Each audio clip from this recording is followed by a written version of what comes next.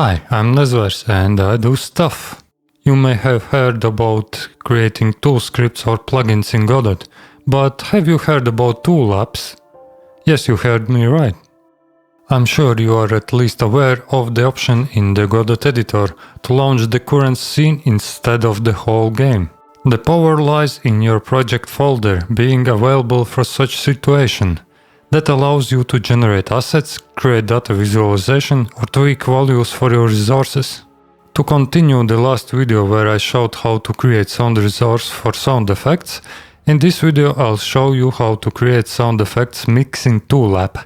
I created one because I needed an easy way to volume match sound effects myself. I'll start with the UI layout. At the base of the app I'm having a panel container. Then margin container with some margin values. Then a main VBox container to hold the top row HBox container with a save button. Then a scroll container. Inside the scroll container I'm putting an HBox container to split it with 3 VBox containers that will be creating columns. To check the layout I like to put dummy items like labels and H slider. Actual ones I'll create from the code. I added a sound player from previous video. I'll be using it as an audio player to compare volumes between sounds. Now a script can be added to the scene. At the start I'm exporting variables. Sound resource list for all sounds that needs to be adjusted. Up resolution to have custom resolution apart from the main Godot project, and some node references. In the ready function I set the window size. Connect the save button's pressed signal to the save sounds function. Then for each sound in the sound resource list I add it to the application with the add sound function. In the add sounds function I create a label for displaying the name of the resource file and a label to display the current volume's value. Then I prepare an H slider. As a max value I assign 1 so it will be easier to blend between actual volume values.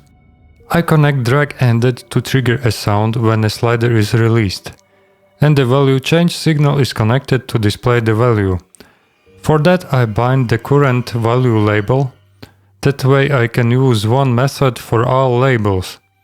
To have displayed initial values, I call slider value changed. Then I add created nodes to the tree as children under their parents. Because I chose to separate these nodes into columns, I need to match the element heights. So I'm using the biggest value. I'm assigning custom minimum size.y to match row height between each row. Function that will be called by a slider when a drag-ended signal will be emitted. It receives value changed bool by default. And I bound references to slider and sound resource to retrieve needed information. Since the slider gives values from 0 to 1, I can use a lerp function to linearly interpolate between minimum volume. Saving a sound is really simple. For each sound in sound resource list, I call built-in resource saver function save by giving it the sound resource and its path. There is a little annoying thing with the value column. It is following the width of the thickest element. To fix that, it is needed to set custom minimum size.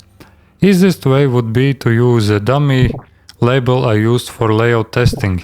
But I want to show you a solution using code, so you know how to do it when it is not possible to access the layout you are generating with code. In the end of the ready function, I call my function to fix the width. The trick to set a value column's width requires using a dummy label. I gave it the initial text with the largest value, then add it as a child to the value label container. From my experience, UI sizing updates later than code execution. Because of that, I add a wait for the next process frame. Then I can read off the actual width and assign it to the column's width. After that, it is no longer needed, so I queue free it.